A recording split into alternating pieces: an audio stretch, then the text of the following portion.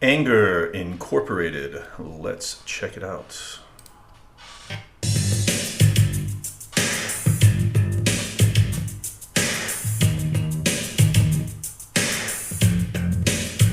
G, E flat, and F. Here we go.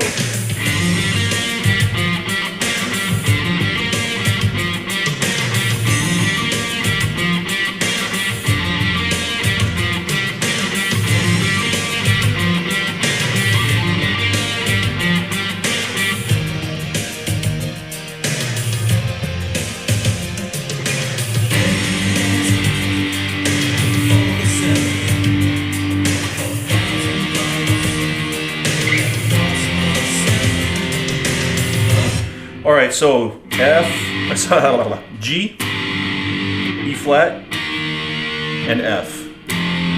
So ostensibly, it's some form of G minor. Definitely minor here in the beginning. So that's it, right? Same kind of idea as Young, Dumb, and Full of It, where you had a root with a flat 6, flat 7. This time the root, as opposed to Young, Dumb, and Full of It, is minor rather than major. So, but just playing 5 chords, so the harmony's almost modal, right? Because there's really no third there, but as we'll see later, you're definitely going to hear a minor third in there. So that's it, and then we've got a really great riff coming here, which is actually where you'll hear the minor third. So open string to F, to open G, open D to F, open G to B flat. There's your minor third right there. 1, 2, 3, G minor, do, re, mi, rather than do, re, mi, right? So you get open, third fret, open, third fret, open on the G again, back to the F, open G, B flat, open G.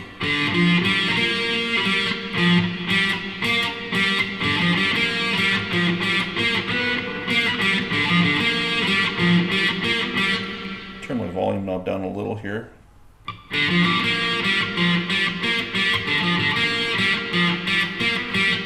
Right? And then the chords, just F, G, F, G, E flat, and F. So that's the verse. Let's keep going.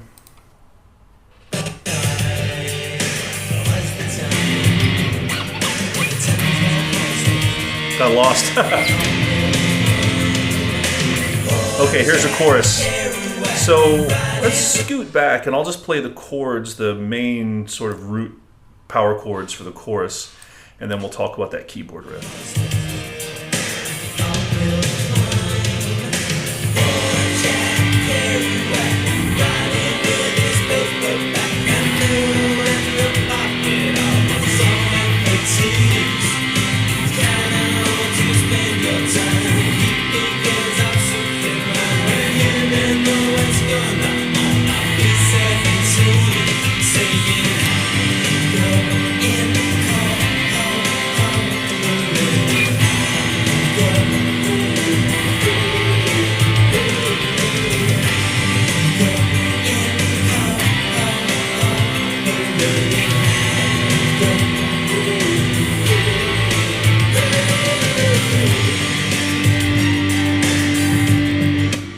All right, so the chorus there, real simple, but really great. So G,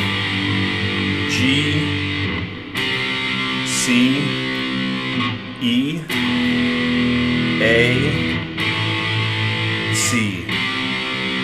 So in here you'll think, okay, G major, C major, E minor, A minor, maybe not, and then back to C major. So the A minor is not happening, it's actually an A major. Now how do we know it's an A major? Because in the keyboard riff, if you listen to this, let's find that.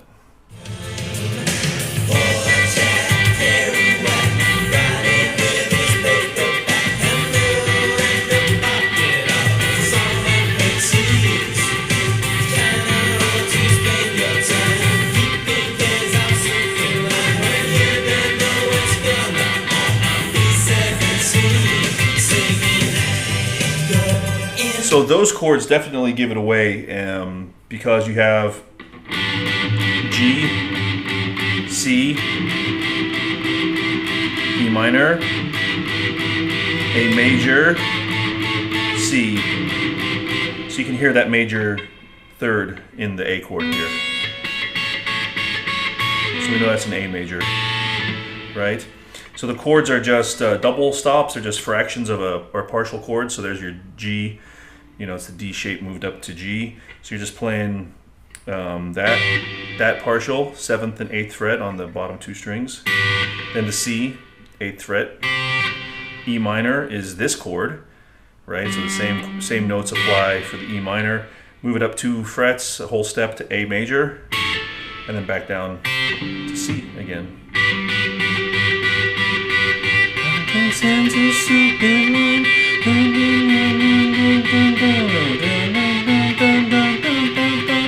All right, very, very cool. This is a great song. It's a great closing track for the album, and that's the verse, the chorus rather, and that's repeated through both sort of segments of the chorus.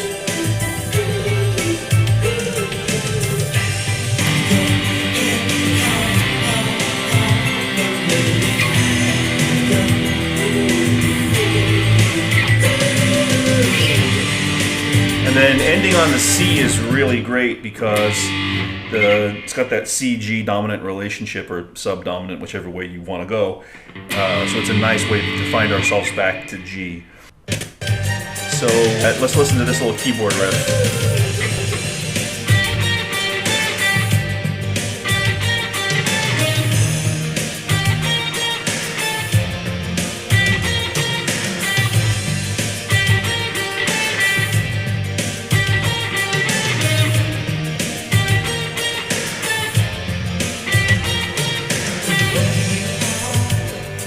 Okay, so that little interlude is really, really minor. You can hear the...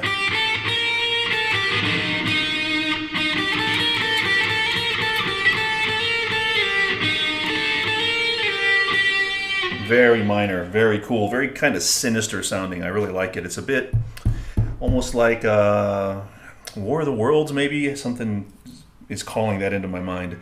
But it's really just 4 notes. So it's G, A, B flat, and an E flat.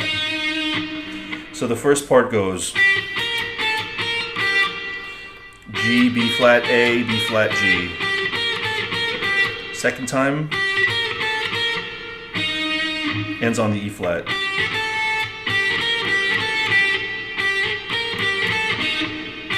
Third time ends on the A.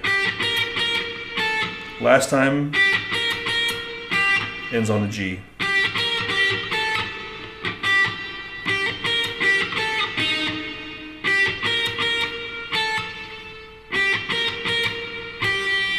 All right, really, really, really cool. And something really cool with that riff happens at the end of the song that we'll talk about. So back in the verse, let's go. So G, flat, F.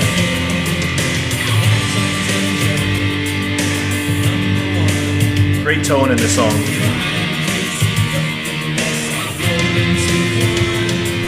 So before the chorus,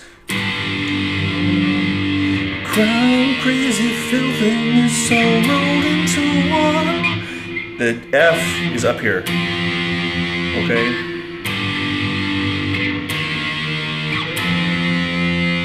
Listen again.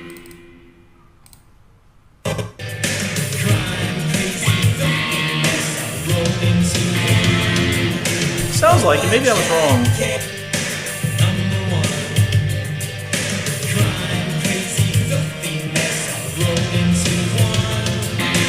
It sounds like it could be there. Either way, we go back to the verse, or the chorus.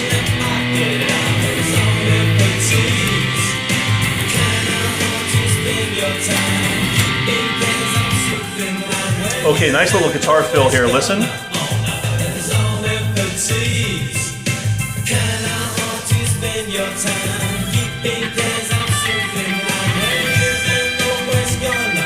Right there. Listen.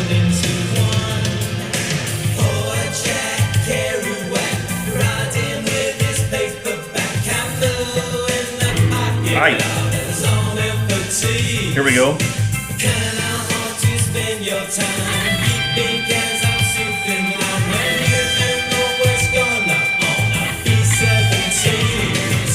So he repeats it twice. It's just C, D, G. And then the last time he hits the G and kind of like slides it down. Very nice, very tasty. And then we have our chorus again.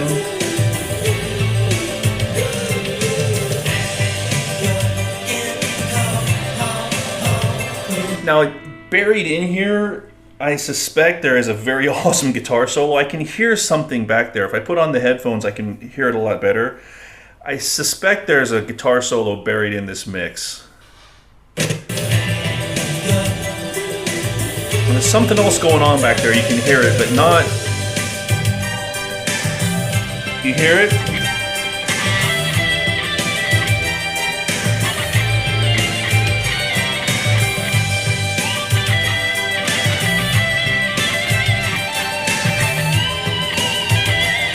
There's something going on back there. But what's really cool here about this ending that is really awesome is that you're taking that lick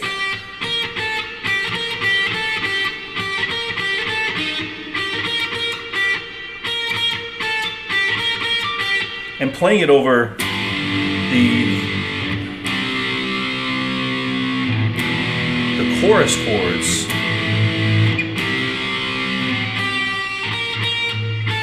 Right, which ostensibly that is major. And major chords. Then minor, D minor, A major, and then C major. But if you play them as fifths, it gives it some ambiguity, but nevertheless those intervals point you towards G major, right?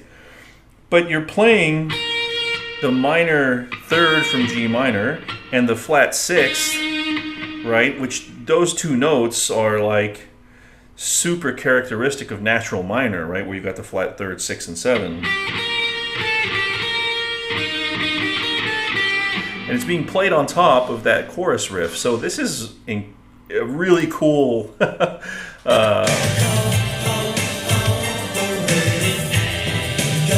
you can hear there's Marco's doing something back there. It's just hard. It's just too buried in there to pick out. Whatever it is. Very long outro. We talked about the ant love for long outros.